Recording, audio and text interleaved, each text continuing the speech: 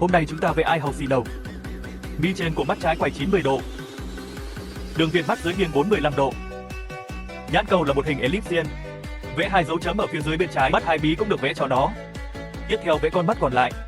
Mối quan hệ chiều cao giữa hai mắt phải được so sánh qua lại. Lông mi cũng được sơn 2 lớp.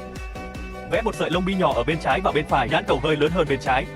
Lông mày nên được chia thành, mối quan hệ phối cảnh giữa vòng tròn lớn và nhỏ. Vẽ những đường ngắn nhỏ dưới mắt. Hình dạng của miệng là một vòng cung hình tam giác. Răng và lưỡi bên trong cũng được vẽ.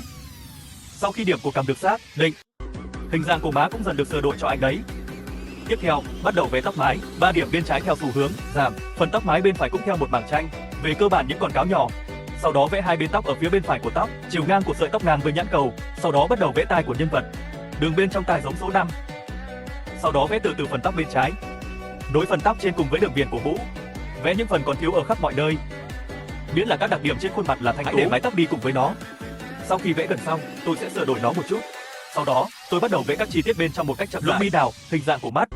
Các blogger vẽ tranh ngày nay đều rất giỏi. Hãy nói về các chi tiết từ từ và hình bóng của eye house đâu ở khắp mọi nơi. Sau khi tô, bước tiếp theo là kẻ viền và tô màu. Ok, lên nhạc quay nào. Like it, I do it like a truck with me.